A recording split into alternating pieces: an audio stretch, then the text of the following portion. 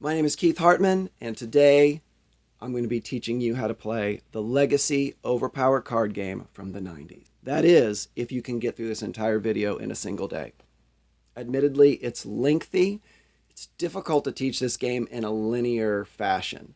I actually scripted this video 2 separate times and just abandoned all of it, realizing I'm going to have to improvise this and teach the game in kind of a roundabout way. I hope that I'm successful in this and that you really enjoy playing this game. It's a great game, really the only collectible card game, traded card game that I ever got into. In just this past year, 2024, I've gotten back into it, pulled out my old cards to play with my 7-year-old son, and it just kind of stuck. I decided, hey, I'm going to plug into the community. And there's been a lot of requests by either returning players or new players who are discovering old cards, and there are not a lot of resources online teaching how to play the game. So this is the start of this new channel. That's what I'm endeavoring to do. I would love to get into some of the newer cards because there are new cards coming from the company Lazarus Rising Games, who now own OverPower. There are new sets on the way. Take a look at what they're doing. Sign up for the Kickstarter alerts. October 15th, 2024 is when the Kickstarter campaign begins to bring this game back into stores. It's going to be great fun. Can't wait to see what happens.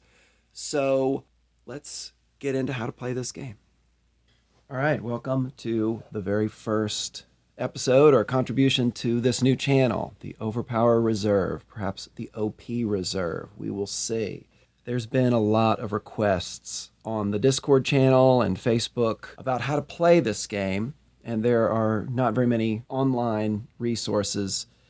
So I'm going to try to make this fairly concise. Here I have the monumental OverPower rulebook. This is still the definitive rulebook in 2024. Now, I do want to say that any day now we're expecting the new rules from the company that has acquired the OverPower game, the license, the everything. Lazarus Rising Games. You can see here that I've got one of the newer cards. This is a location card that they printed before calling themselves Lazarus Rising. They were BMG and Associates, so I have a few of those cards here. But by and large, they are from the old sets. There have certainly been some tweaks to some rules. The rules in 2024 are not exactly the same as they are spelled out in the Monumental Rulebook, especially when it comes to using location cards as battle sites, which is optional. Using a location card as a home base is also optional. So if you don't have it, don't feel like you need it to play. If you have character cards that don't have the intellect power grid, that's fine. The rules are still the same. The intellect gives you another suit. Imagine like the 4 suits of just a standard playing card deck. But in OverPower, it's energy, fighting, strength. Used to be the original 3. And then eventually they added the 4th one. So you've got 4 suits, just like hearts and clubs and spades and diamonds. Except that, of course, they represent different, I want to say combat, but I'm not going to say it because in the new game, fighting is going to be referred to as combat. But anyways, different attack or defense powers. That's probably the best way to say it. That's what they symbolize in this game, which takes place over the course of battles. All right, so to get started, you have 4 characters. These used to be called heroes. Occasionally they were called villains in the DC sets.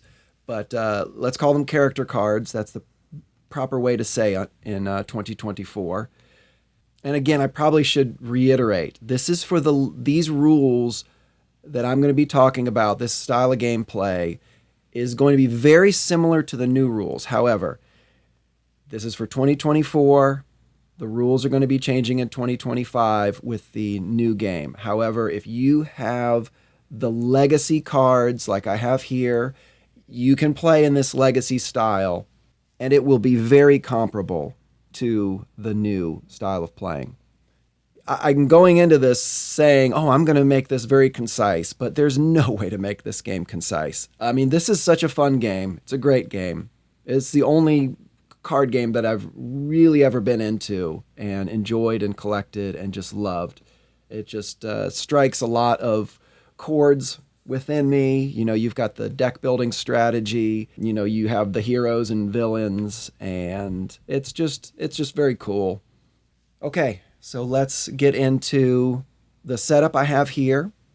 You are going to choose 4 character cards. The 3 on the front line are your frontline characters. These are the ones that at the beginning of the game are going to be doing almost all of the attacks and defenses, or any of the utility cards, anything. These are your main players to begin with. This 4th one is the reserve character. By default, it doesn't do anything until one of your other characters is defeated, also known as KO'd, and the reserve will move into play in that spot when the next battle begins. Both players who have set up identically to this facing each other. Your opponent is going to have 4 characters set up across the table from you. At the beginning of every battle, each player draws 8 cards. And then you take turns until you have run out of cards, or both players have passed, or one player has conceded the battle, and then on to the next battle. So it does not matter what order these characters are in at all. These cards on my right are called mission cards. You have 7 of them. On the back, you'll see that, 3 of 7, 2 of 7. There's an order. It does not matter. These are functionally a lot like poker chips. You venture them. You are betting them based on what you think the outcome of the battle is. You have an idea of, did you draw a good hand?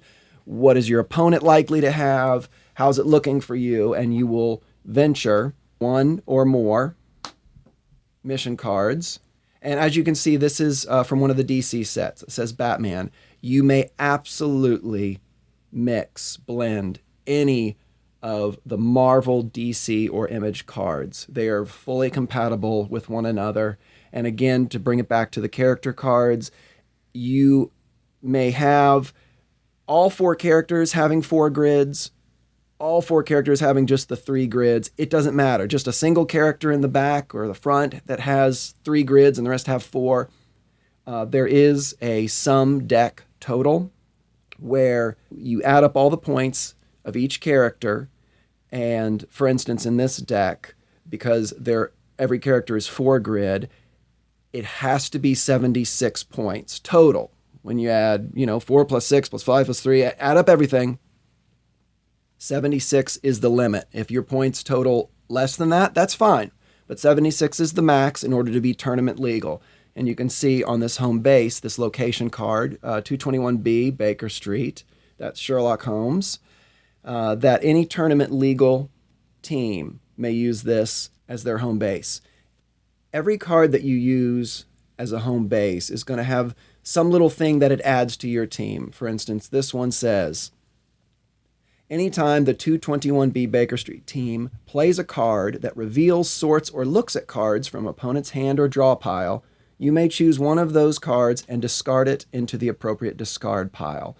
Don't worry about what that means for now. But you can see this is called an inherent, at least I think on a home base it's called an inherent ability. On a character it certainly is. Spider-Girl has an inherent ability, which is not going to affect our gameplay here. Attacks made with power cards may not be defended using activator cards. I know I'm already confusing you. Activator cards, we're not going to talk about that in here. That has to do with using a location as a battle site, which is optional and a little bit more complicated. I'm not going to demonstrate that at all in this tutorial. All right, so you can see that every character card, we take a look at Sabretooth, has a numeric value assigned to their skill or ability in each one of these 4 power types. Each one of these is a power grid, or the totality you could say is their power grid. Some people will call this a 4-stat character or a 4-grid character, and likewise the 3-stat version or 3-grid version. The numbers of each power type, the character's rating, goes from 1 up to 8. 8 is the maximum, 1 is the minimum. You'll never see a 0, you'll never see a 9. You might see those on some cards in the deck, but on a character card, it's 1 through 8 in each power type. Sabretooth's energy is a 2, as opposed to a 1, because he has a mutant healing factor, and he's a maximum on the fighting because he's a great fighter, and 6 is pretty high for strength. He's going to be typically regarded as being a little bit stronger than Wolverine, who is either his various characters are either a 4 or a 5 strength. Sabretooth is a 6. He's a little bit stronger.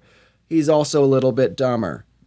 Intellect 3. That might be a little high for Sabretooth. It's not always whether a character is dumb or not. That's probably not the right way to say it. But is intellect a part of their normal battle strategy? Sabretooth, not really. So he is going to be kind of on the lower side. Intellect 3, Bullseye's a 2, Reavers are a 3. These don't always match up beautifully with everybody's perspective about their favorite characters or least favorite characters. But this is something that the game designers put some measure of thought into. Some characters feel a little bit less thought out. But they were also not just thinking about, okay, what is the most accurate representation of this character in these 4 skills, but we need the total cost to be something that makes sense. If you have a really good character, like Reavers, they need to be pretty expensive. You're going to have to pick some characters that have a lower total cost, like Spider-Girl, or, Bullseye is even a little bit lower. He's 18. Let's see, she's 18, and Sabretooth is 19. 19 is kind of your average. The Reavers, The Reavers are 21. Yeah, 21 points. So they're a higher cost character. So you've got to mix them with a couple 18s, or, there's 17, 16s, and even a 15. Or sometimes you might go with a 3-grid character. Now, keep in mind, with the sum deck total, when you're adding up all the costs, if one of your characters or more than one character is 3-grid instead of 4-grid, that is going to change your sum deck total. It will no longer be 76. So, for example, if you have a single 3-grid character and the rest of them are 4-grid, then your total's 72. You cannot go higher than 72. So it does change. I'm going to consult the rule book here and read this off to you about the sum deck total. Or at least I guess I'll read the 3-grid. Well, they call it a 12-rank team. 12-rank team means there are 4 characters with 3 grids. And that may apply to a lot of you guys with the legacy cards. They can be no more than 58 points. So if you're playing with the older sets exclusively, none of their characters have the intellect icon, intellect power grid, then that is your sum deck total, 58 points. Your 4 characters cannot cost any more than that.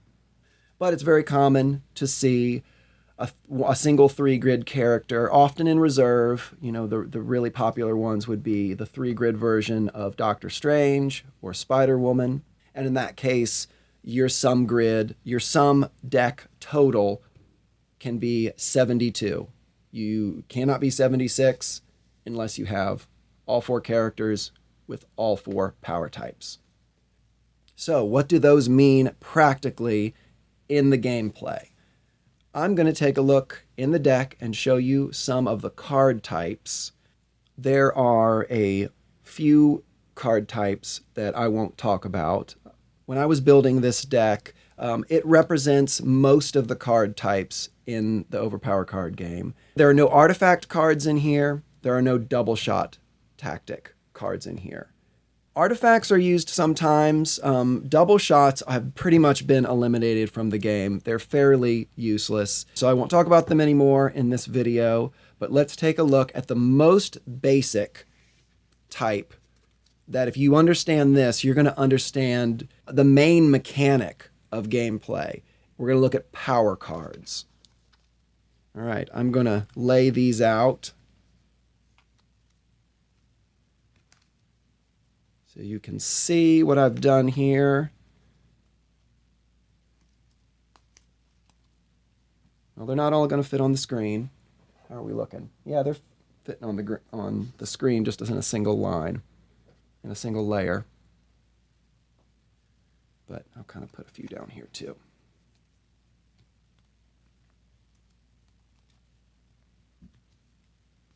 Okay, these are all the power cards in this deck.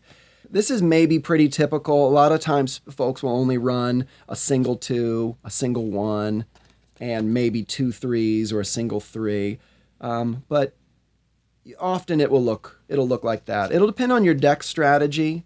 And also keep in mind, if you're playing with the earlier version of this game and you only have the 3 grid characters, you're probably not going to have the additional card types, and you're going to need to meet the minimum deck total, card count total, which if you're using event cards, gosh, I know I'm confusing you guys already. These are event cards. Don't worry about what they are for now.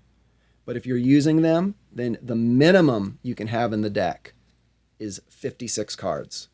You have to meet that. And sometimes in order to meet that, you might have to run more 2s or more 1s or more 3s than you otherwise would if you're playing with all of the variety of card types in the game. If you're not playing with event cards, your total has to be 51. You can go over. A lot of times you'll see players have about 64-ish, but you'll often see players with a streamlined deck playing right at 56 with events. If you don't have events, and hopefully you do, because you're always going to find at least one that is going to be useful, that's going to be helpful to your team. I'm going to try to stay focused and straightforward, but with this game, everything tends to affect everything else. It's very hard to just teach this in a straightforward way, but I'm doing my best. So let me bring it back to the basics. We're talking power cards.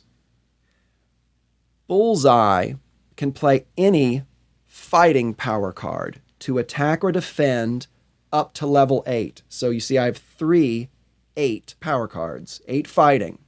He cannot play an 8 energy, an 8 strength, an 8 intellect. He can only play an 8 fighting.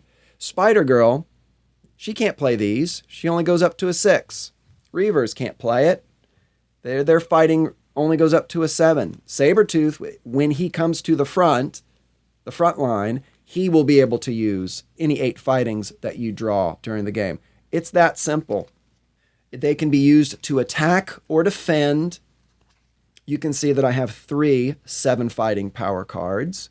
Spider-Girl can't use them, but Bullseye can use them, and so can Sabretooth once he comes to the front line. Reavers can. They max out at 7. Bullseye and Sabretooth, they can use any fighting power card 8 and below, which is all of them, 1 through 8.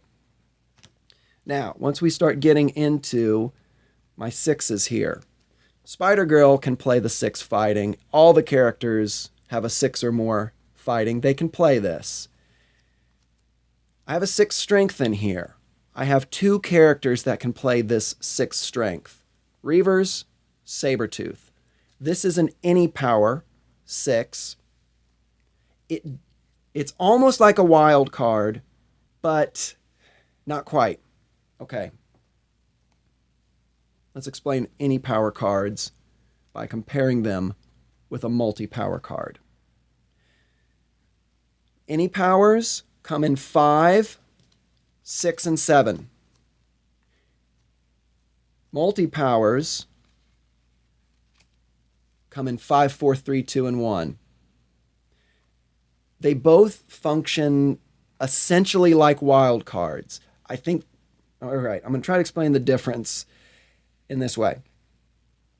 A multi-power card, as you can see, it says 5, usually it says or. 5 energy or 5 fighting or 5 strength or 5 intellect. It's an or. You can see it more clearly on the older ones.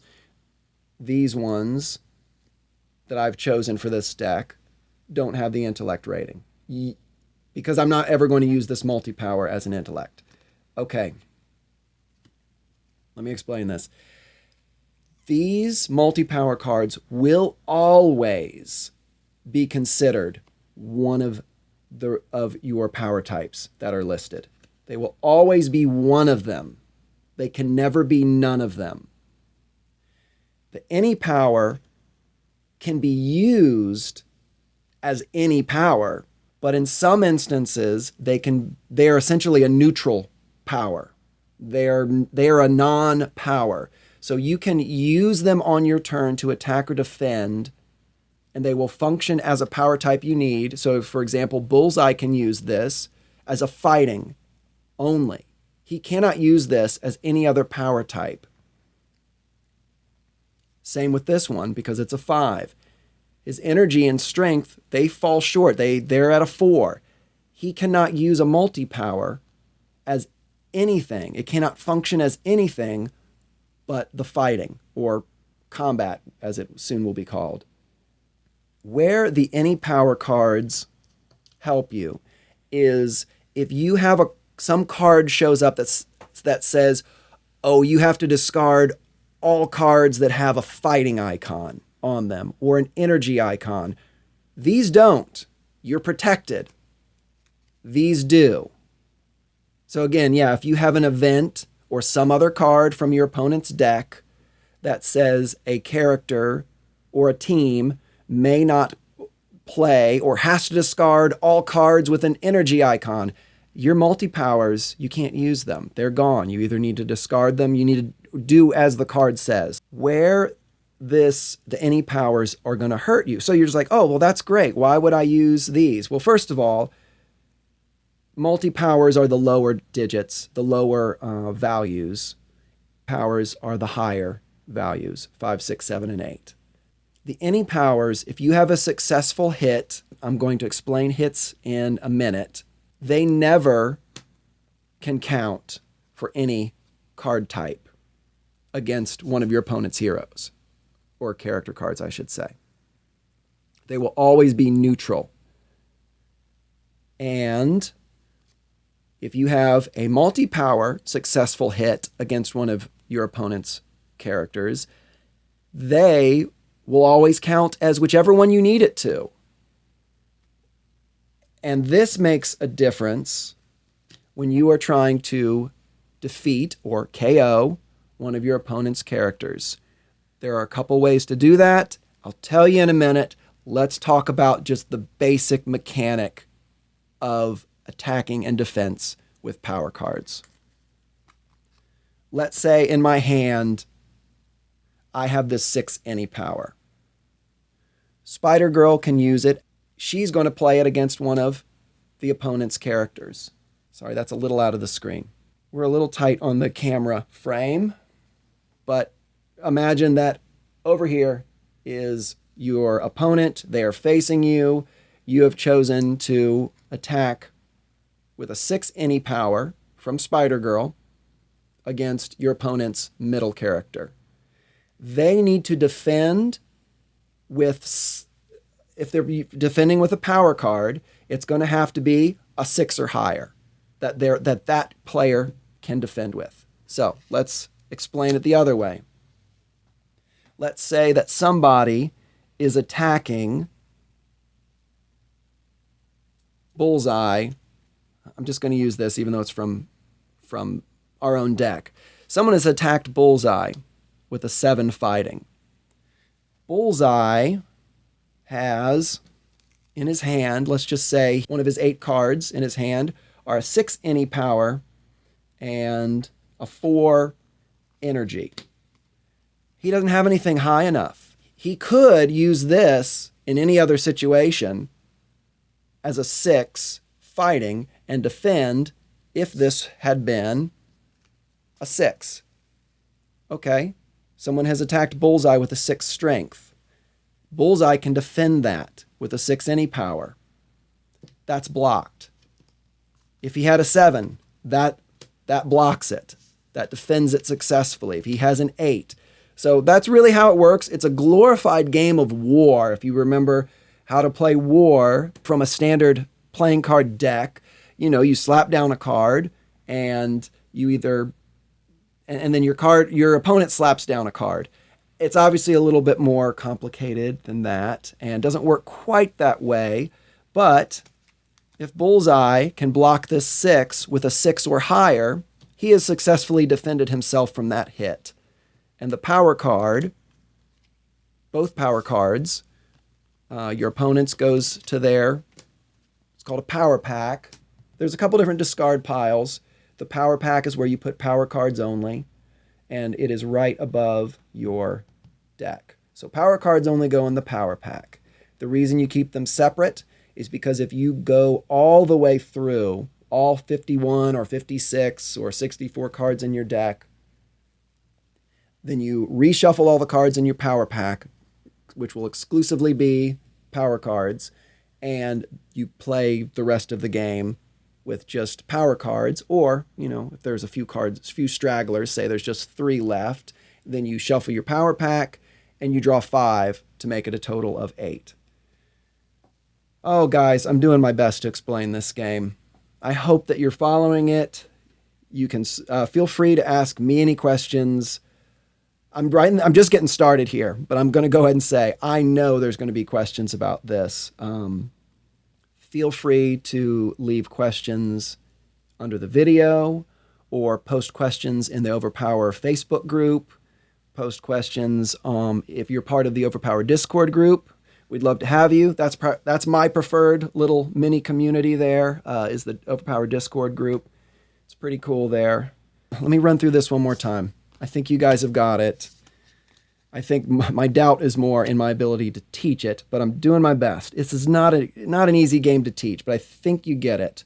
Let's go back to this multi-power card.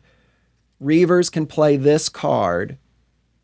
They have a 5 or higher of energy fighting strength. They can use this card as any of those 3 that they might practically need. Where this makes a difference, we'll get into later. But just know that this can function for them as any of those skill types. Intellect is 3. They can't use this multi-power card as a 5 intellect. They don't have that rating. No one on this team actually has that rating. They are all 3 or below, which is why I have kind of opted to use the older multi-power cards here, because what if my opponent has a card that says no cards with an intellect icon may be played for the rest of the battle? Well, if these had an intellect icon on them, that would really stink. And I had one. I'd be down 1 or more cards if I had these in my hand. They only make the 5 with the intellect icon, or intelligence, as I should start saying. But because I'm not really relying on the intellect power type in this particular deck, I opted to go just slightly safer and use the old multi-power cards just in case somebody has an event or some special card that is anti-intellect. Then it will not count against these cards. I can still use them or play them. There are 4-grid versions of the multi-power cards 1 through 4. There are 4-grid versions. Often they are used, but one of the funky things about the Legacy game, like I said, you can mix in the 3-grid characters with the 4-grid, even though the 3-grid is originally they were intended to be obsolete once the 4th grid was played, but they can be part of your strategy, just like using multi-power cards with just 3 power types, the older ones. What I want you to understand is that each card that you draw, I think really of any card type almost, except for events, is going to have some requirement to use. A power card, its requirement is your character has to have at least a 7, in this case, in that power type. So like I said, Spider-Girl can't use a 7, but she can use a 6. Anything 6 fighting and below, she can use. She's got a 4 energy. She can use this 4. She can use a 3. She can use these to attack or defend. So if somebody has attacked with a 3 multi-power, which when you attack, with a multi-power, you should always declare what it is, because sometimes there will be some card that says avoid 1 energy type.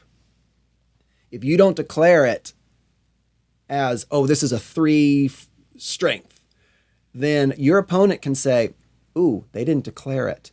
I'm going to play my avoid one energy, even though if they had declared it as a strength, I wouldn't be able to defend it. But they didn't, they forgot.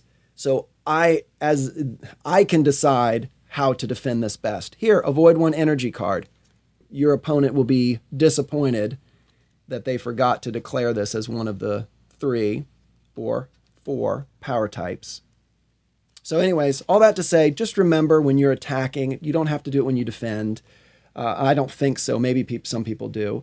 But generally, they don't. But if you're attacking with a multi-power, or you don't have to do it with an any power, because like I said, this is almost a neutral card. You have to be able to use it. But so, for example, if I had an any power 7, I don't in this deck because I want Spider-Girl to be able to play any of my any powers. But like I said, they have 7 and 8 any power cards. Spider-Girl can't use those at all. Bullseye can. Reavers can use an any power up to a 7. Spider-Girl can only use any power up to a 6. Okay, let's try to get out of the weeds here and get back on track. All right, so to bring it back, every card type, power cards, we're starting with power cards, has a requirement to use. So this 3 energy, I think you get it. Just trying to drive it home. Sabretooth can't use that when he gets to the front. He only has a 2. He could either use a 2 or a 1 in the energy power type. Okay, let's see what's next. All right, I'm going to say the next card type to discuss is going to be the special cards. Special cards can only be played by the character listed on the special card. So let's get these out of the way. And here I've pulled out all of the special cards. These are Spider-Girls. Spider-Girl's the only one who can play them. Oh, there's another one. This is from it's a fan-made set called the Marvels. You can't buy this, but you can find the images and print them out yourself. They are tournament legal in 2024. So by all means, see if you can find the Marvels set. There's another set called Masters of Evil. People don't really like to talk about it so much. It was a source of, I don't know, controversy about whether or not that set should be tournament legal. It's a little bit harder to find. Masters of Evil only has special cards for villain characters in the Marvel set, all the way up to the M's. I think Mandarin might be the last one. You know, all the villains up to M have some Masters of Evil cards. That's pretty easy to find, the Marvel set, and you can kind of sort through them and see if there's a card you want to print and play for use with, any of your heroes. All right, here are the Reavers special cards. Bullseye, well, here's a few cards from these 4 right here are from the Masters of Evil set. This was an unofficial fan-made release. Unreleased, fan-made set from I think right about 2018 or 19. So they're, moderately new, at least in the big scheme of OverPower years. In 2024, at least, the Masters of Evil and Marvel fan-made sets are legal to print and proxy and have playable in your deck competitively. But it sounds like that's probably going to change soon. Sabretooth, like I said, he is in reserve. By default, he can't do anything unless one of these characters is KO'd and he comes to the front. But here's an example of a special card that allows him to do something. Teammate may avoid one fighting attack, may be played while Sabretooth is in reserve.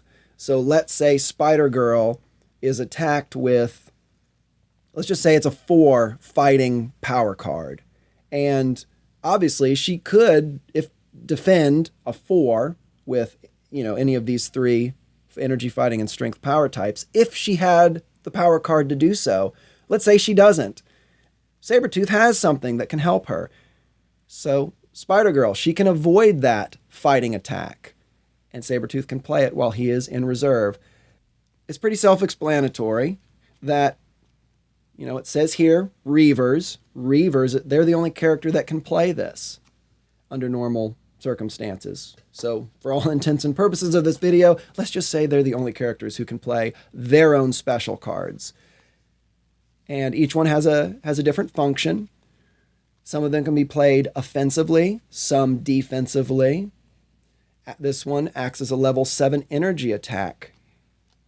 And as you can see, they all do various things. Spider-Girl's card here says, Spider-Girl or teammate may avoid one attack of 9 or less. Obviously, this is a defensive special. All right, I'm not going to read all of these, obviously, but you get the picture here. So let's put these back and move on to another card type. These are special cards that can be played by any character. There are some of the older ones. You can see from the first set. I have a couple here. They say any hero because that was the old nomenclature for all characters in the Marvel set. They were all heroes. They could be villains or otherwise. In DC, they got more specific. Heroes, villains. We don't play that way anymore. They're characters. As you can see in these newer cards from BMG, they say any character right on them. So it's very simple. Any character can play these specials. They are not unique to any character. There is no requirement to play them. Any hero, they can do it. Okay, I have some card types here called basic universe cards.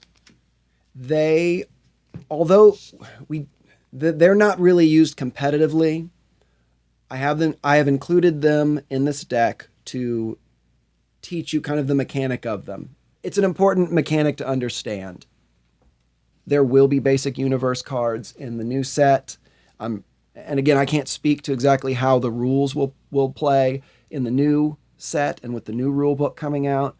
But here we go. These are legacy basic universe cards. They are used only in conjunction with a power card of this type, and if the character meets the requirement. So, let's start with this one. 7 fighting to use. Bullseye, Reavers, Sabretooth. They have a 7 or above. They can use this in this basic universe card. Spider-Girl cannot. She's 6. I think you're starting to get that. I've really driven it home, and I'm beating a dead horse here. This bonus, +3 to fighting. This can only be played with a power card that the character can use. So let's get these power cards back out. So here's a 6 here. 6 fighting. Spider-Girl can't play these together because she doesn't meet that requirement. She meets this one, so we're going to ignore her. She just can't do it. She cannot play this basic universe together with this power card. Any other character can. This +3 gets added to that. This is now a 9 fighting. Just like a power card on its own, if you apply a basic universe to it, it can be used as an attack or a defense. So let's say somebody throws an 8 energy or something at Bullseye, and he has this. That's not enough. It's a 6. It needs to be an 8 or higher. With this, he can defend against that hit. Basic universe cards, once they are used, they go to the dead pile. They do not go into the power pack with the power cards. Now, if you are using this to attack, on the other hand, this is a 9 fighting attack. Your opponent needs to be able to block a 9, and there's ways to do it. Like you saw, Spider-Girl is one of the characters that says Spider-Girl or teammate may avoid one attack of 9 or less with a special card. That's great. But if it's a successful hit, then your power card will remain on the character that you attacked as a hit. This bonus no longer counts. This +3 is gone. It goes into the dead pile. As you can see, 6 strength to use, +3 to strength. I think you're getting this, but they can only be combined with its power type. 6 strength to use, +3 to strength. You could not combine these. Even though Reavers can play a 6 fighting, this is not a 9. You can't play those together at all. I think you get it, but I'm trying to just really drive it home. This can only be used with a strength power card to attack or defend. So the example would be, let's see, you've got a 1. Sure, any character can play this to attack or defend, but only Reavers and Sabretooth, if Sabretooth were on the front line, can use this basic universe card. They're the only ones who have a strength. They're the only ones who meet that requirement. This becomes a 4 strength to attack or defend. If it's a hit successfully, this does not remain, but this hit power card will remain as a hit. Those cards are almost never seen. No, not almost. Those cards are never seen in competitive decks, except there's a home base called Dracula's Armory that allows you to tuck some of those basic universe cards under it, and they don't count as part of your hand, and you can kind of pull them out whenever you need them once per turn. That's enough about that. All right, the next card type are training cards. I've just a couple of them in here. Just like basic universe cards, these are a type of universe card.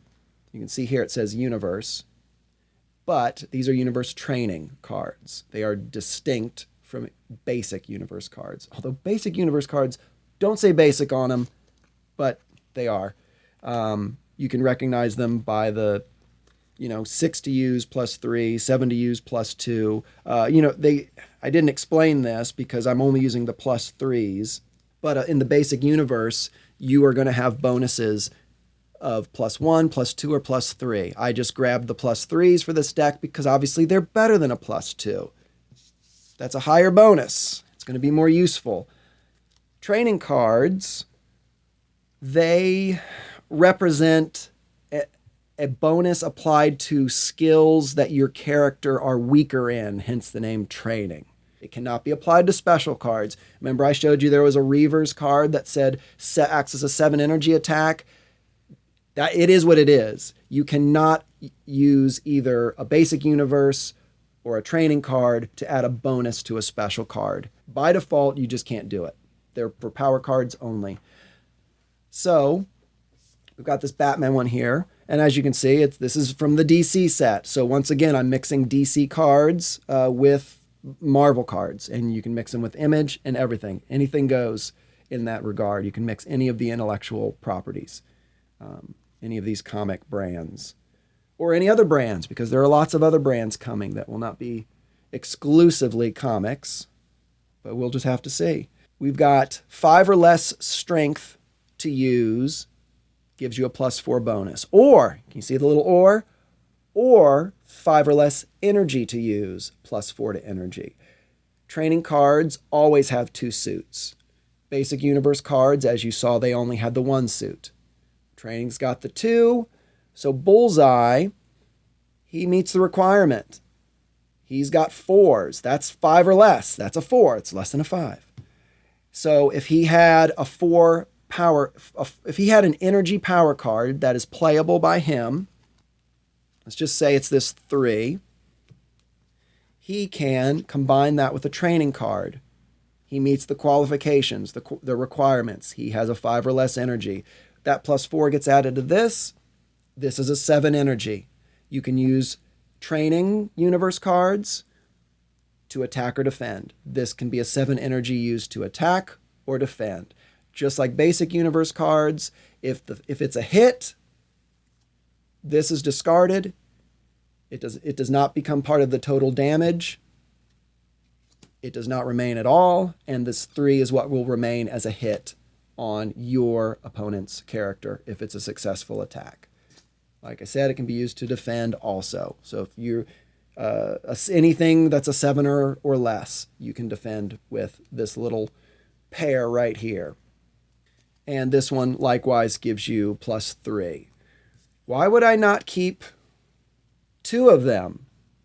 All right. I don't know that I've neglected to explain this, but this is one of the interesting aspects of this game. It kind of, this rule, the duplicate rule, this helps keep things in check. It helps keep things in balance. It helps keep you and your opponent, when you're building your deck, from just loading it up with the best cards. You're not going to want to have 10 of one card, because when you draw 8 and there are duplicates, you have to discard down to 1. It gets a little tricky. All right, but I think it's time to demonstrate. What counts as a duplicate? What does not? I know I'm interjecting this in the middle of card types. That's okay. Those are kind of the basics right there. Next, I want to talk about another type of universe card called teamwork cards. Oh, I should probably do that before talking about duplicates. So I'm going to. I know I said I was going to talk about duplicates. But let's talk about teamwork universe cards first. Let me get those out. Okay, in this deck, I have 6 teamworks. That's probably the average.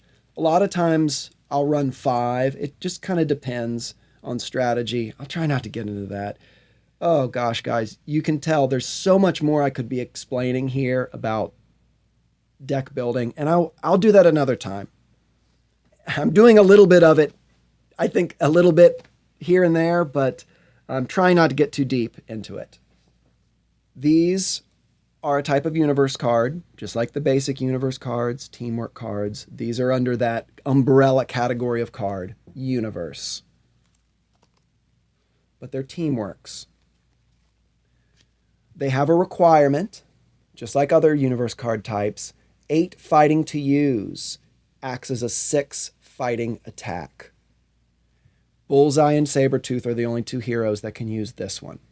A teamwork card must have a teammate follow up at least one of the attacks. It allows you to have bonuses to 2 power card attacks to 2 separate teammates. But the rule is you cannot just send this off as a 6 fighting attack and then not have a single follow-up. You can't do that. You need to have one teammate follow up with either an energy or a strength power card attack, and this bonus applies to it. You can use both. It's kind of hard to see here. Actually, these ones don't have the... Oh, they do have the or, but it's very hard to see. Let's get one that's a little easier to see. Here we go. 6 fighting to use. 6 fighting acts as a 6 fighting attack. +1 strength to the first teammate's power card attack. And if there's a second attack, it'll be +2 energy to the second teammate. Or, you see that little tiny or there? Or it can be +1 to energy for the first teammate attack, +2 to strength to the second teammate attack. I guess it's mostly self-explanatory when it comes to just having one follow-up. You're adding +1. Okay, so let's just say that Bullseye is playing this card. He meets the requirement, 6 fighting to use. He's an 8, so he's over, and he can use it. Acts as a 6 fighting attack. You play this first. Your opponent, you don't have to say what is coming next with Teamworks in 2024. I believe that rule is changing. But if you're playing the Legacy OverPower game, all they know is you're making one follow-up attack. You might make 2. They don't know. They have to deal with this 6 fighting attack first. And then, Reavers will then make an energy attack they'll be the first one. They might be the only one that makes a follow-up attack to your teamwork. This becomes a 3 because you have that bonus to the first teammate. This is a 3. Now your opponent has to deal with this 3. And if it hits, it just lands and counts as a 2, but when it's attacking, they have to block a 3. Second teammate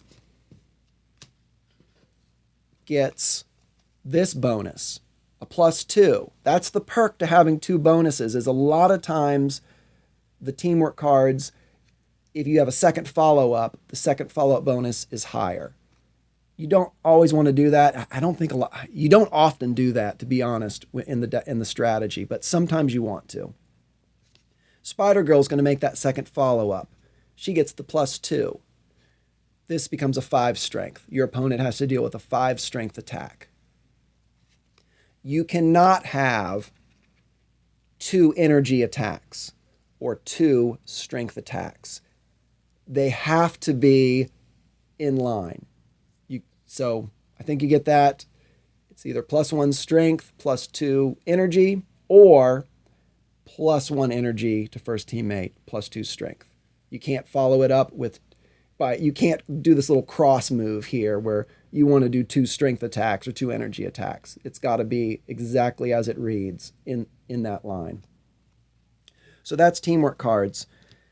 You have any power teamwork cards that have this requirement here.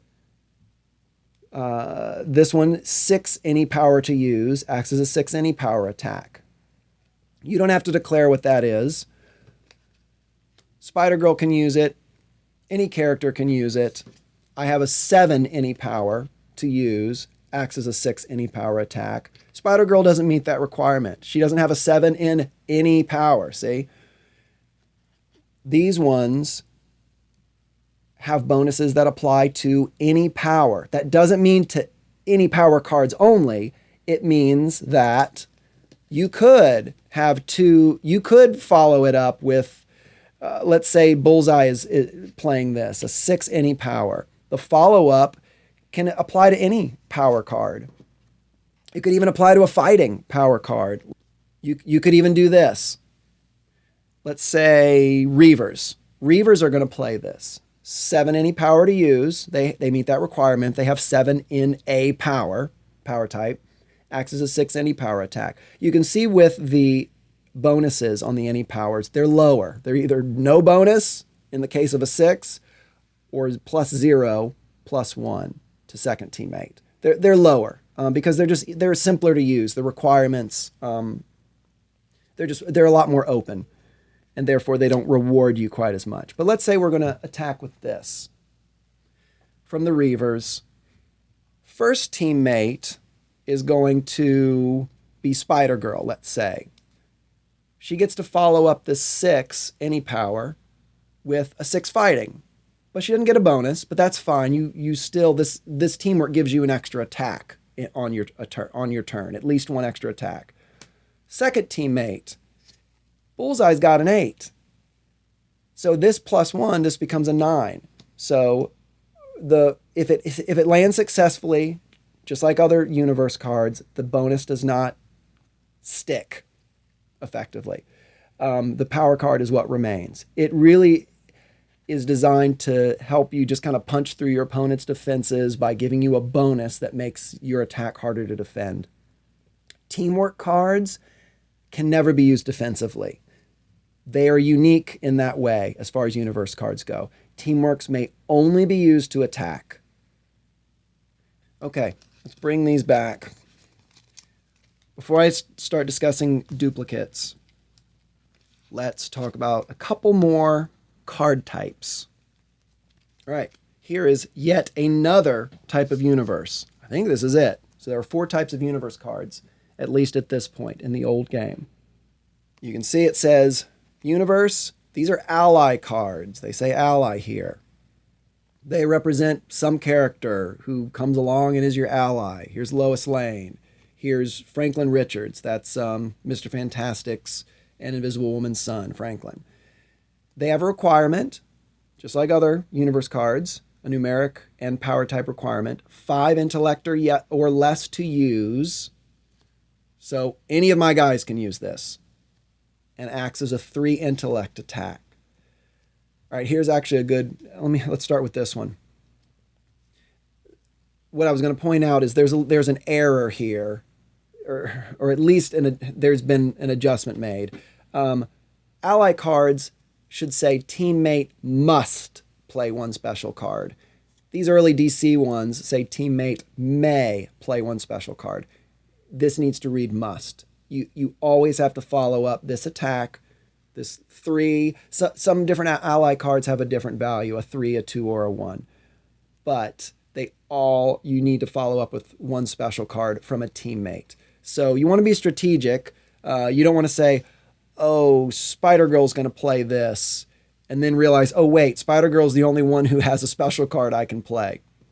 You want to make sure that any character that you're playing is able to have the other character follow up with a special card. Very simple. These can also only be used to attack. This 3 can never be used to defend. Reavers, Bullseye, Spider-Girl, Sabretooth, they all have 5 or less energy to use. They all have 5 or less intellect to use. That's why I included these 2, is they kind of they're my offsuits. You see, these guys have generally, good strength, but they all have very good fighting. Fighting is my primary suit, primary power type, I should say, in my deck. Strength is my secondary power type. I don't really have a tertiary one, but I guess you'd say energy is my tertiary. I don't even know if that word is used in the game, but you know what I'm talking about. My third power type, my third strongest, which is relatively weak, but it's present. Intellect that's definitely my weak spot in this deck. All right, you might be asking, what's the big deal if there's a weak spot? I pointed out that the intellect power type is the weak spot in this deck. What's the big deal? Why wouldn't you just run your, everything fighting and, just have this incredibly strong fighting deck? There are a couple reasons. One, I'd already mentioned, there are some card types that are going to show up. Either they're special cards, they might be event cards, which I'll explain here in a second, that will restrict you from using any one card type, depending on what the card is and what it dictates. So you want to protect yourself from that. But the other reason is, in order to KO one of the heroes, there are really 2 main ways to do it that you should be concerned with when you're learning. And one of them is to have 3 or more, but 3 different card type hits on one character, on a single character. So if you have, an energy, I'm placing this in front of an imaginary opponent's character. Or let's do it this way. Let's say your opponent has played these. Bullseye has a 3 energy, a 3 intellect. If your opponent successfully lands one more attack on you that is either a fighting or a strength, Bullseye is KO'd. In which case, you'll flip him over. These cards will remain for the remainder of the battle. I'll explain why later when we do some gameplay. And then at the end of the battle, your opponent gets to discard these and Sabretooth. This will go into the defeated heroes pile, which is just to the left of your deck, your draw pile, and Sabretooth will then move up at the beginning of the next battle. So let's undo all that. The other way to KO a character is to have 20 or more points cumulatively. So let's say he's got that 3 on him again, another 3, that's 6. Somebody lands this aspect card, which I'll explain in a minute. He is now at 10 points. So he's halfway there. If your opponent gets 10 or more points, it doesn't matter what power type it is, Bullseye will be KO'd. Of course, if he's already got two power types on him, the intellect / intelligence and the energy hits. So it's pretty likely that if your opponent gets one more hit, they're going to really try to get either a fighting or a strength on him in order to KO him more quickly with the spectrum KO. It's called a spectrum KO when you have 3 power types or more that will KO your character. If you have 20 points or more, That's called a cumulative KO. So there's a little bit about that. I'm sure we will touch on that again in gameplay. So another card type, as I mentioned, this is an aspect card. An aspect card is very similar to a special card for a character, but it is not a special card, although it functions like one for your home base. It is played from your home base. So this one here is any home base may play it. There are some that are specific to different location cards that you're using as a home base. I'll do another video sometime about locations, but suffice to say, for now, I have an aspect card in here that any home base can play. It could be the Dracula's Armory that I might have here, or anything else. Any home base may play it. This one says the home base makes a level 4 intelligence attack. Any frontline character may make one additional attack. And it's a 1 per deck. We'll talk more about why it's called a fortifications in another video. But it's a nice little thing. You can fire this off first on a turn.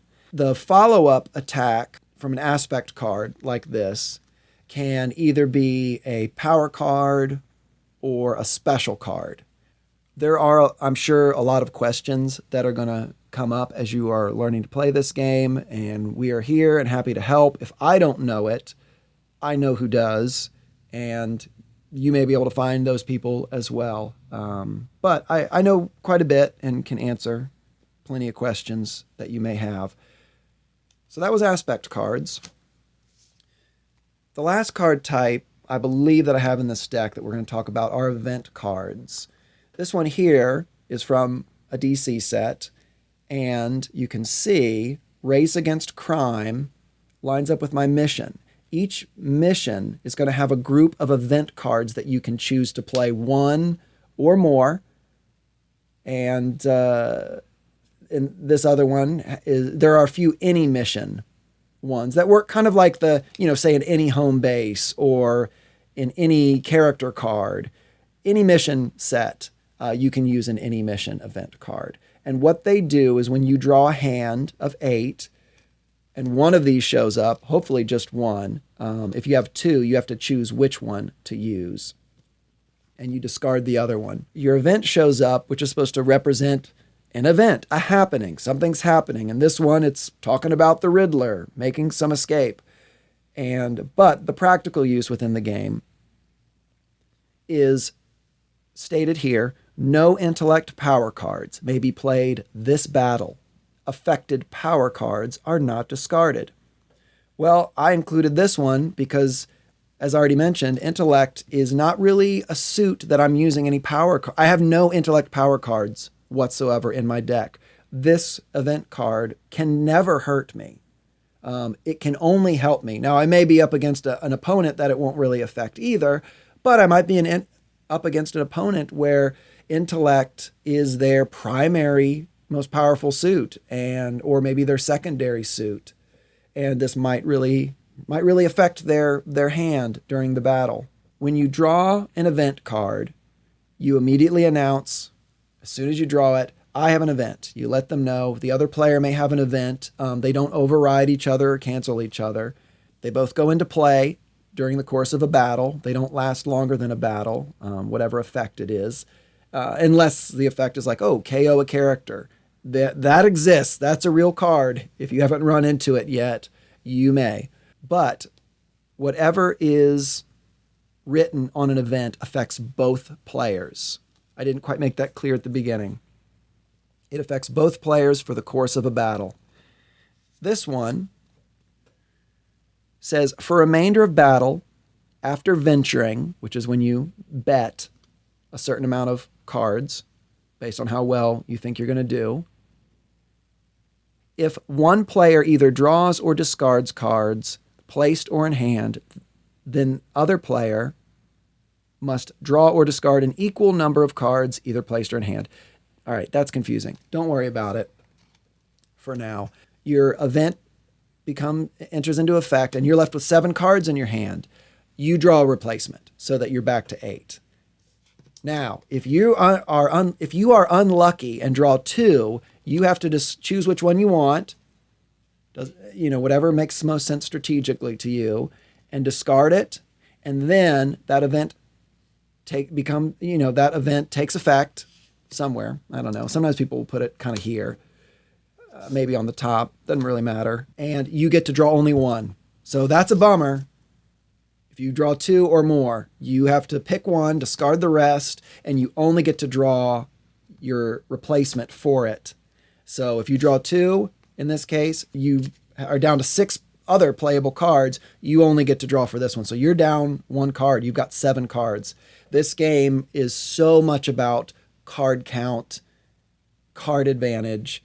If you start a hand with 7 and your opponent has a full 8, you are very likely at a disadvantage. We'll talk more about that kind of strategy another time. So I have shuffled this deck. Let me stick these few remaining cards in here. We'll draw a hand, and we'll start doing a little bit of gameplay simulation. So when you're playing an opponent, first thing you do is you decide who goes first. Flipping a coin is probably the best method. Sometimes people will cut the cards, and whoever's got the highest either numeric value, written as a number, or within here, within the text, sometimes it'll say 1. See here, it says 9. So 9 is, even though this is an avoid card, this 9, any number is going to be how you would determine who goes first, whoever gets the higher number. That's not a great way to do it. Best way to do it is flip a coin, but I thought I'd explain that. Both players draw a hand of 8. Great way to make sure that you draw just 8 is to kind of draw groups of 4. 2 groups of 4. Double check it. All right, and let's see what we've got. You do not play open-handed like this, but for the purposes of this video, we're going to do that.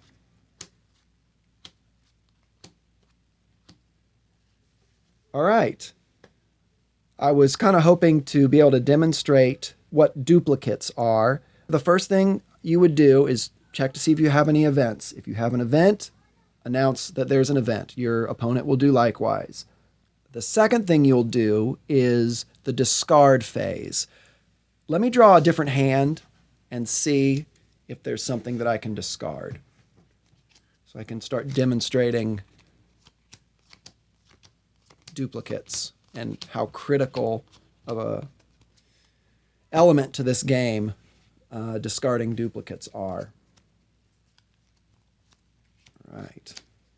A couple bullseye specials, an ally, Spider-Girl special, Reavers, a 6, any power card, it's a teamwork, another teamwork there.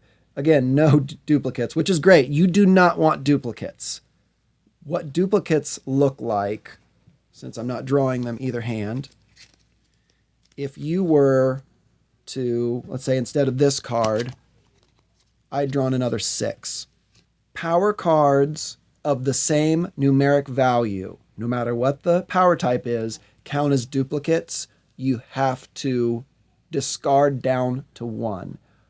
In this case, I would discard my any power, probably, just in favor of a card that every character can play. Every character can play both, obviously.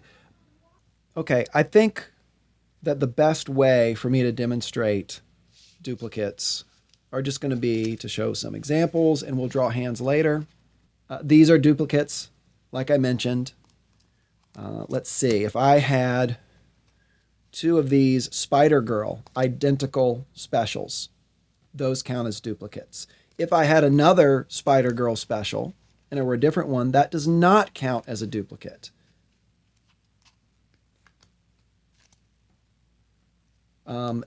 Unlike power cards, power cards, if the numeric value is the same, they count as duplicates, and you have to discard down to 1.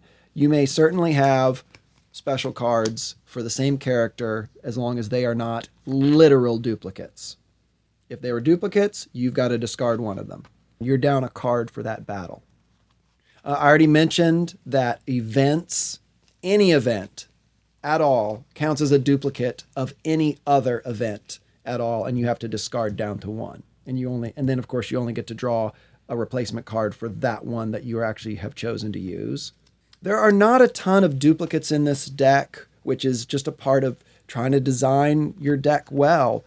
They're usually what you're going to run into when you're designing a deck. You are going to, of necessity, want to have a number of 8s and a number of 7s. Usually 3 of each. Sometimes, probably in the older style of playing, where there's not as many card types to cut down on your probability of duping, you might run 4 8s or 4 7s. And you may choose to do that anyways if you have a nice big deck that's 64 cards, or maybe more. It's all about probability and odds of you drawing a duplicate. You want to minimize how many cards give you the potential to draw duplicates, but you're going to. It's a part of the game. But it keeps you from running too many really good specials like this Spider-Man special. I mean, this is insanely good. It's so powerful of a defense. Spider-Girl or teammate, it's a full team defense, may avoid one attack of 9 or less. Wouldn't it be great if you could just run like 10 of these in your deck? You can't. You would be duping multiple ones every hand. So typically 3 is going to be the sweet spot. Sometimes 4 for a very, very powerful card, like the Reaver's Donald Pierce.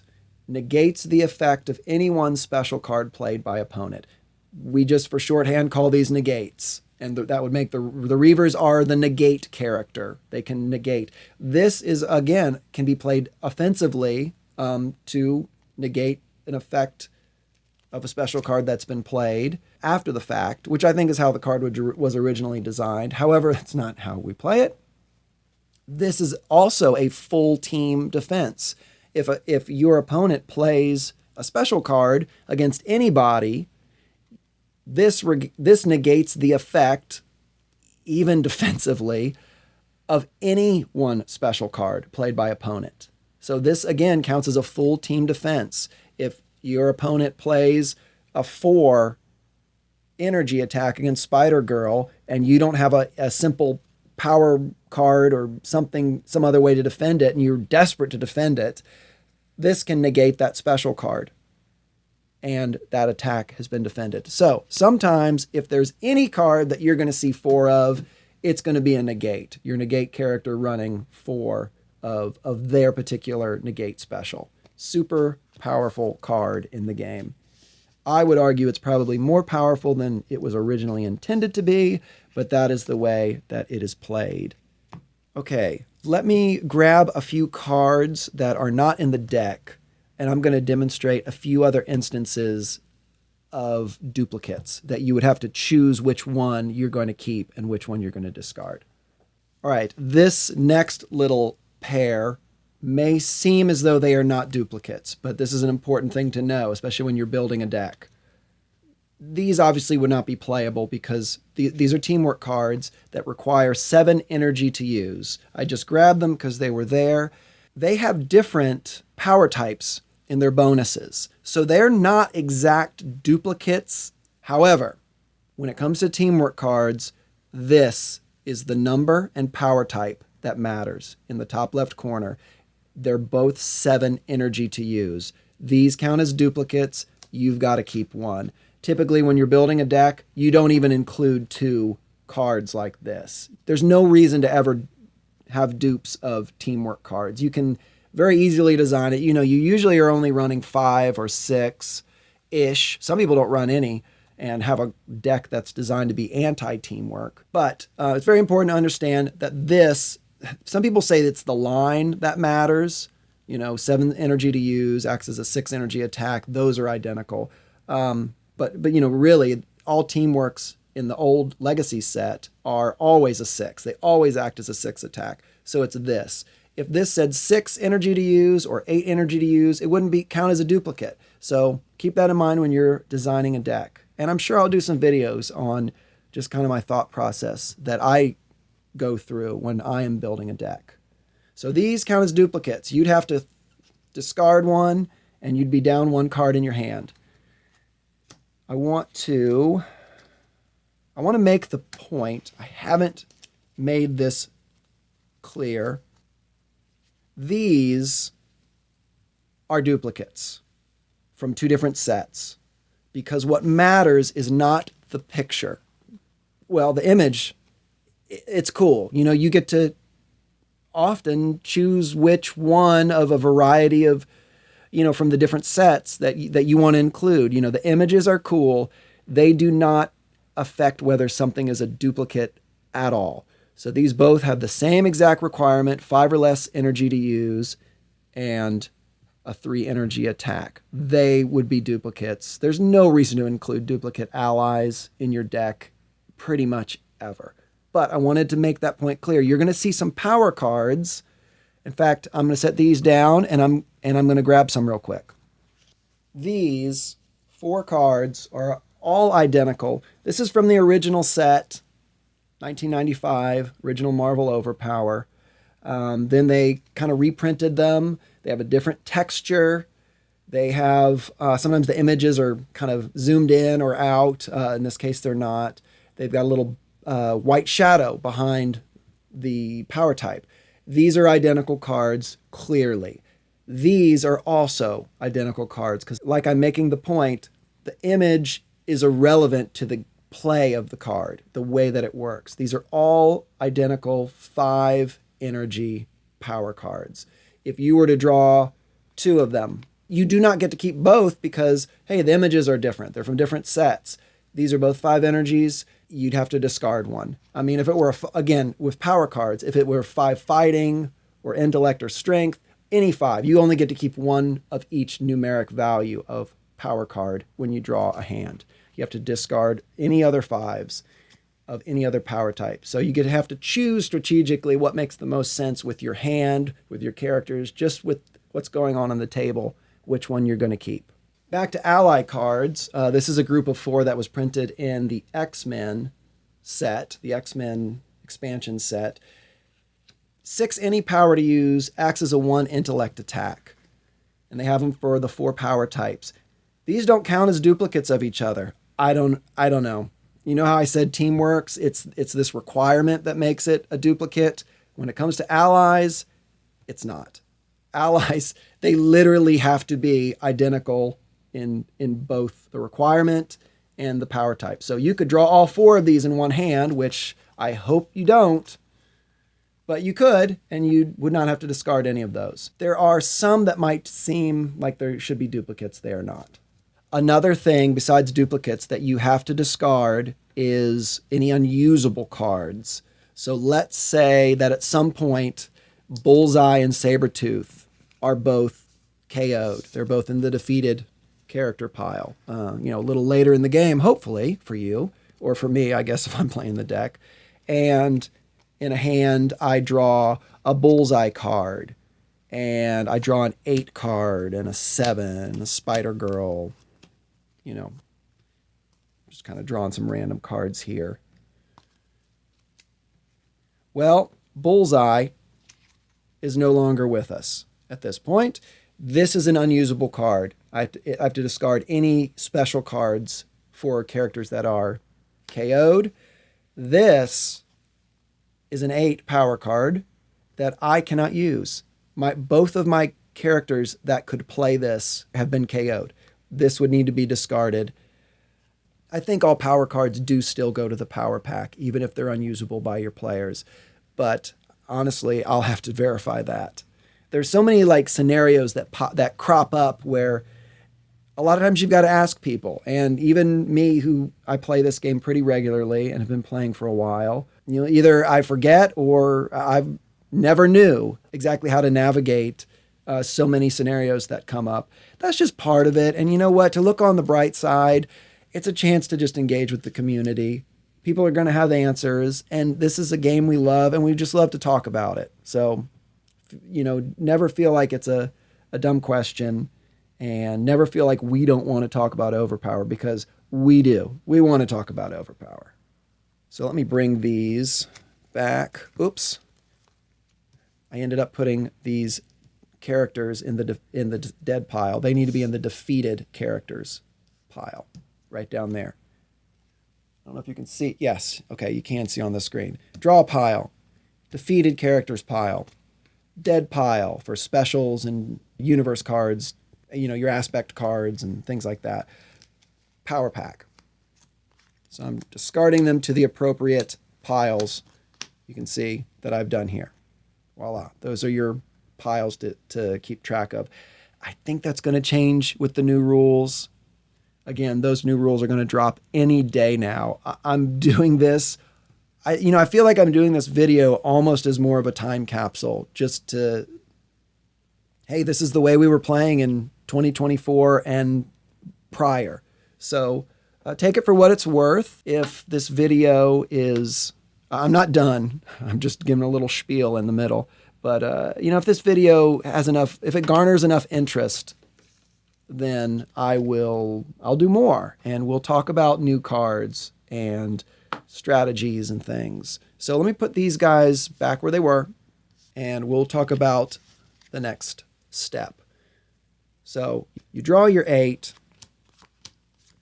If you have an event, you announce it. Then you discard, and then you move on to the placing phase. Each character has an imaginary 3 slots that they can place cards. All right, here are my 8. Didn't get an event. I did get a duplicate. See, the Spider-Girl card. So I have to discard that to my dead pile. And that's it. That's it for duplicates. So I'm down to 7. Each character gets to place cards, and once it's placed on them, only that character can use it to attack or defend. The advantage to placing cards is that if a battle is, say, cut short, and you have not played all of your cards either in your hand or placed, you get to retain those into the next battle. So you get 8 cards, plus you have these playable ones that you've placed. Say Spider-Girl has this on her. The Bullseye has the teamwork and a special card.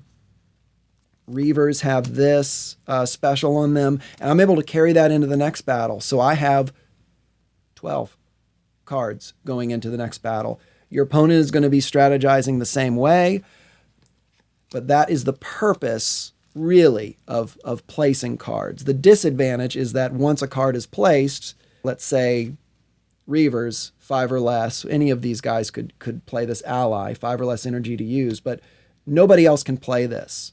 So let's say I have this special, and I don't really have anything else to play. The Reavers, if I don't have another special card to follow this up, I can't play this until I do. In this case, I do, thankfully. I can play a Bullseye card after it. But Reavers can't follow up their own ally. So there's strategy, so much strategy to where you place your cards. But these slots that I was describing, each character has a slot for a power card, a universe card of any type, and a special card.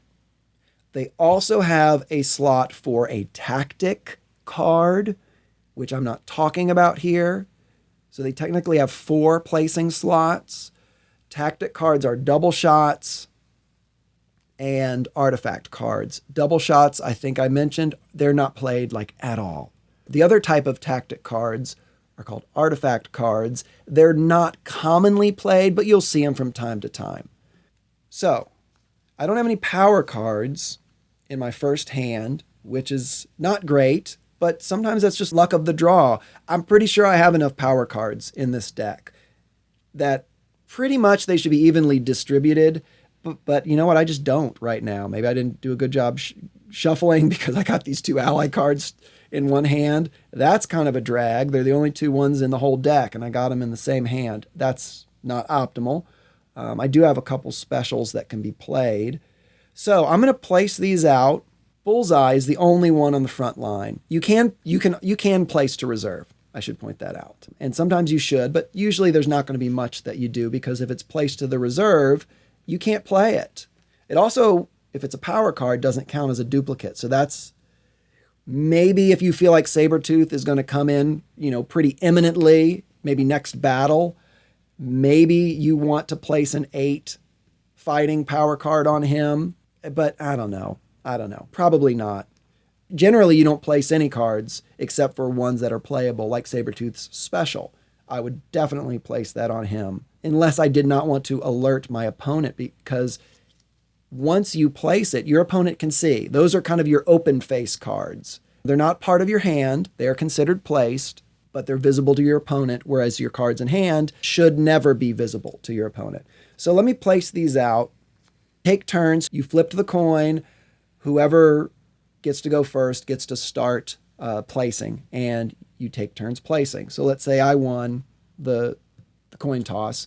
I'm going to place that. The opponent is going to place.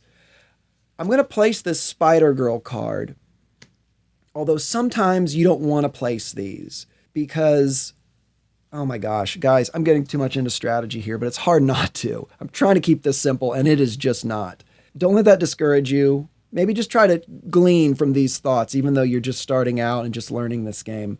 This avoid card, I've got a lot of those in this deck. I've got 3. That's a lot. Not really, but it's enough that if this battle is cut short, I'm going to be, reasonably likely to draw a duplicate. And if it's placed, anything that's placed to your frontline characters, it counts as a duplicate of something that you might draw in your hand, and you would have to discard from your hand.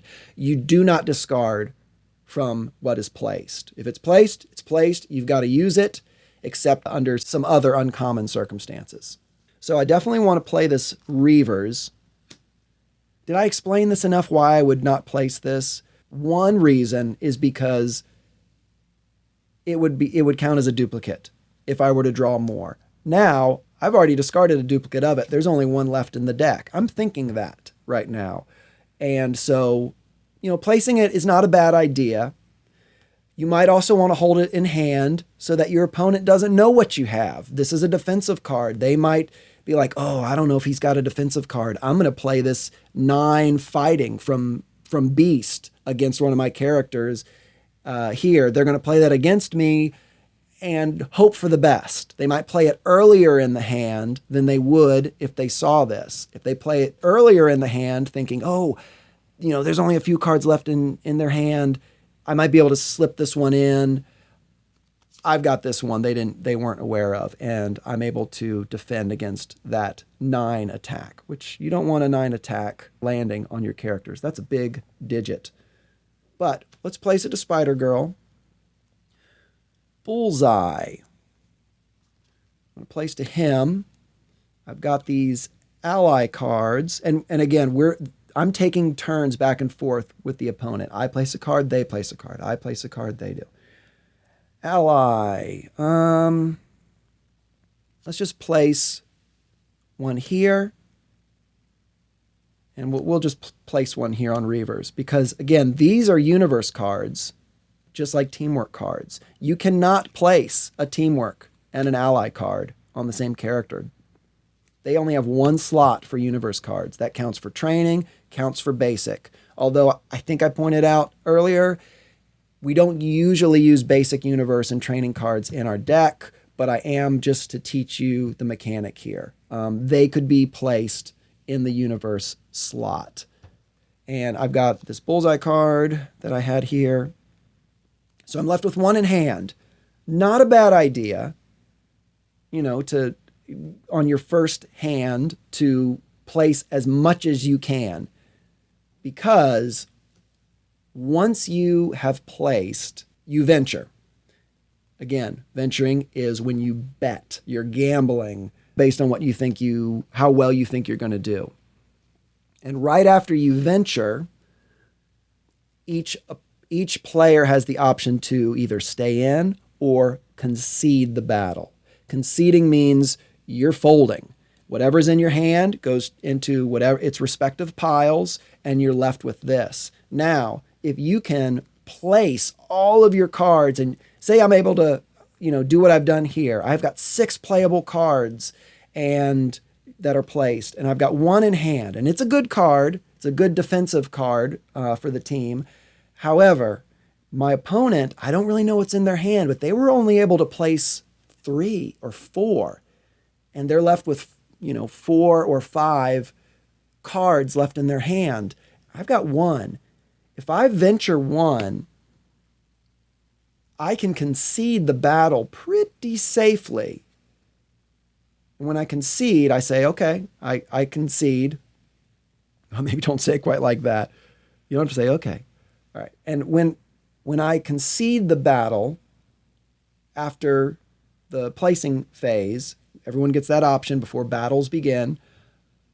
That means I've got to discard my 1, but they'll have to discard whatever's in their hand, their 4 or 5. In our imagined scenario, they've only got a few cards placed.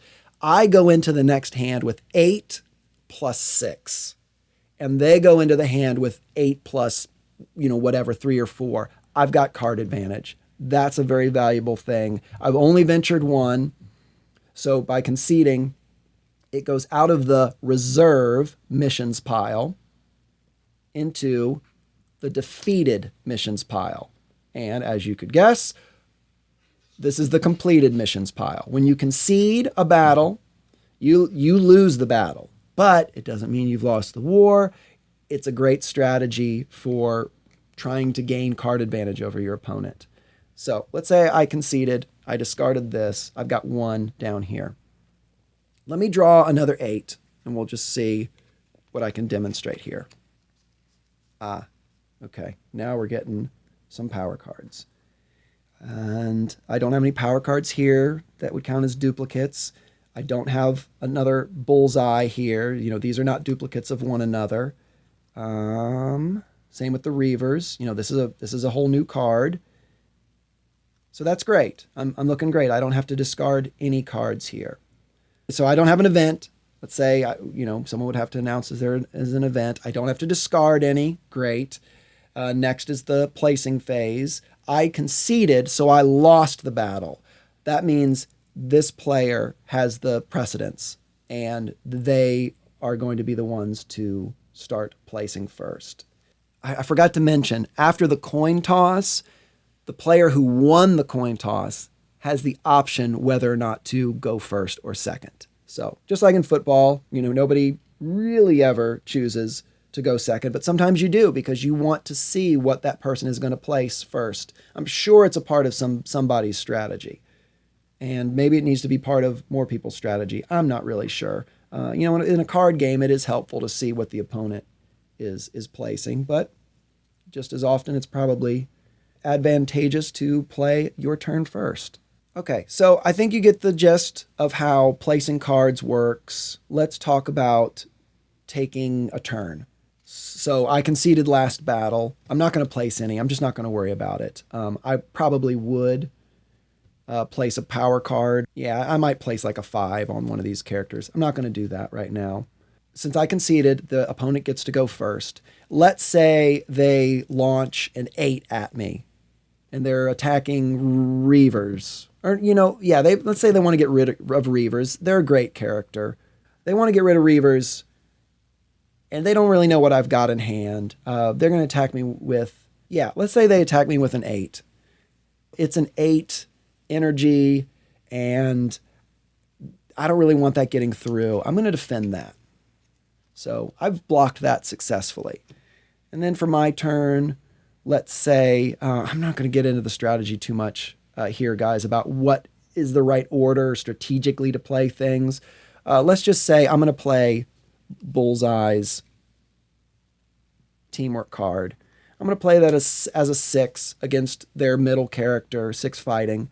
They defend it. They've got a 6 or a 7 power card. They've defended that. That goes into the dead pile. I have to make a follow-up. Remember, it's a teamwork. I have to make at least one follow-up. So my follow-up is I'm going to get a +2 energy against that same character. So this 2 power card from my hand becomes a 4. They now have to defend a 4 energy. Let's say that one gets through. That character now has a 2 energy in their hits from current battle. And then I wouldn't normally do this, but maybe, because it's just a 1. I'm going to use my second bonus. That's a +3 to strength. So I use this line. I did a 4 energy and then a +3. So this will be a 4 strength. Let's say that one gets through. Okay, that's the end of my turn. Then they attack me. Let's say they attack me with another teamwork card. And it's a 6 strength teamwork card against Bullseye. Bullseye can play this 7 power card, this 7 fighting. I've blocked their teamwork. Their teamwork goes into their dead pile. This goes into my power pack. They're making a follow-up. Their follow-up is they've got a 6 power card and they get a +1. It would be let's say a 7 energy, and they're gonna do that against Bullseye again. They're starting to gang up on Bullseye. It's a 7, and I don't have anything to defend it. So let's just say there is a 7 hit to current battle on Bullseye, and it goes on. Let's say no more hits are landed. And just for the sake of this demonstration, and it's the end of the hand. Let's say everything's been played, and I'll just get rid of these. And they have a 7 hit. Oh, shoot. I forgot to do the venture. All right, let's backtrack a little bit. There should have been venturing that happened after the placing. I kind of skipped the placing, so I skipped the venturing. Let's say I had just ventured 1. And they've got a 7 at the end of the battle on me. I've only got 3. They win that venture. They have got more hits to current battle. 7 to 3. It's that simple. So my card that I ventured, you have to venture 1, at least 1. That goes to the defeated pile. And these hits get tucked under the characters. So there would be a 7 tucked under Bullseye, and they count as being in their permanent record. That means next battle, they don't count to venture points. It's only hits from current battle that count towards venture. And whoever has the most venture points wins whatever they've gambled. So let's say I got these 2 hits on their middle character, and they didn't land that 7. They didn't land anything on me. That means that my 1 that I ventured would now go to the completed pile at the end of the battle, and these would be tucked, just like I described, into their permanent record. I won. I had 3 points. They had 0. And so it moves up the ladder. Now, I'm not going to worry about drawing another hand. You get the picture. I will explain here. Let's bring all these back. You can venture 1 or 2 without penalty, 1 or 2 freely. But if your hand is looking really good and your placed cards are looking really good, your opponent is really struggling over there, and you feel like whatever your gimmick is or something is going to go really well this hand, you can venture more than 2. Let's say you venture 3. Any more than 2, they get to draw a card. So if you venture 3, they get to draw a card and have an additional card in their hand. So that's kind of a penalty to you, but you've got to be real confident that you can pull this off. If you were to venture 4, they would get to draw 2 additional cards. You venture 5, they get to draw 3 additional cards. Anything more than your 2 freebies, so to speak, they will get to draw an additional card for their hand, that battle.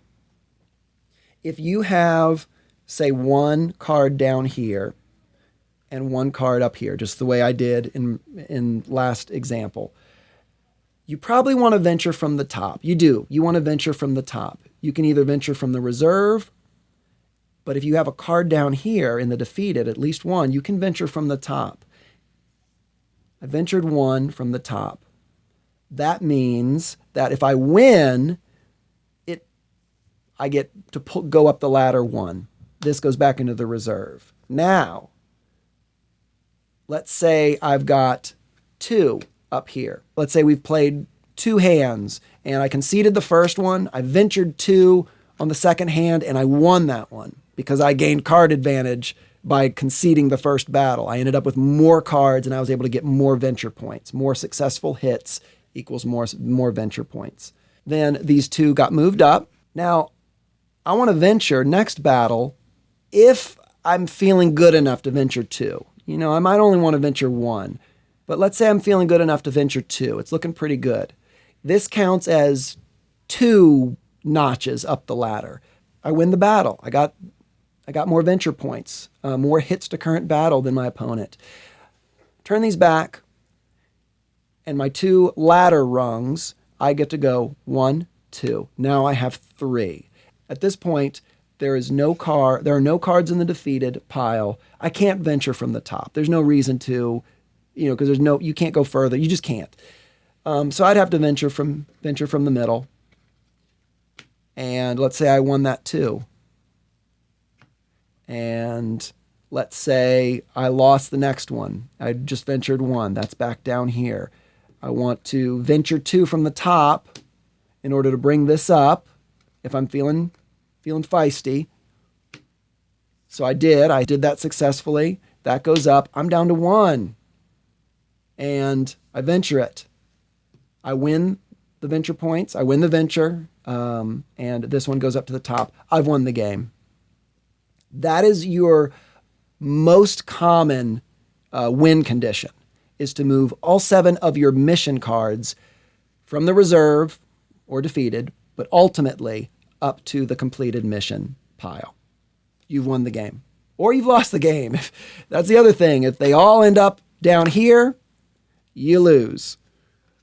But let's say you're, kind of got them split like this. Or maybe you have all but 1, but your opponent either completes all 7 or loses all 7.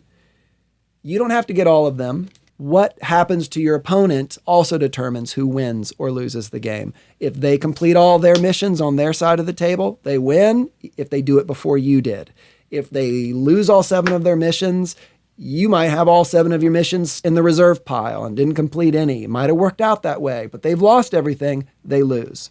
So that is your main win condition you will see most commonly. The other one is to successfully KO all 4 characters.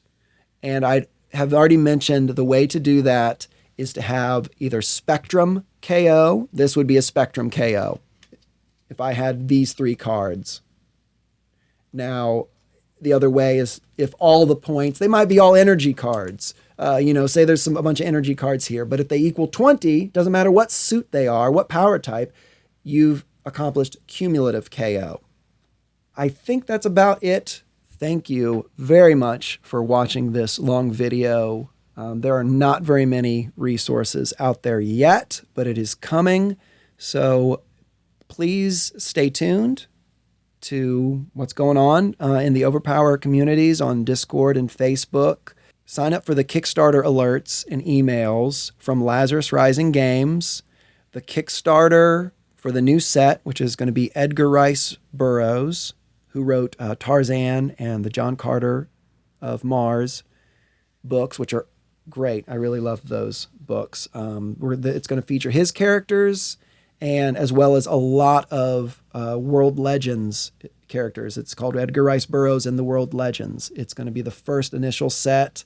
Everything I've seen, I think 99% of us are like 100% encouraged by what we're seeing overall from the new set. It's just going to open it up, get to a lot of new players, get rid of a lot of the funkiness of this old game, all those wacky rules.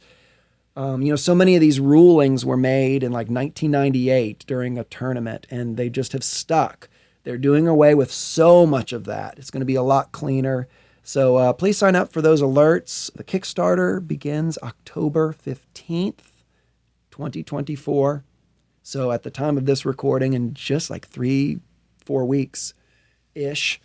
Okay, go play some cards and stay tuned. Ask me any questions, but stay tuned. I'm sure to do some more videos on deck building and, various strategies and, maybe talk about the sets. We'll see. Maybe there'll be some history. So please stay tuned and ask questions.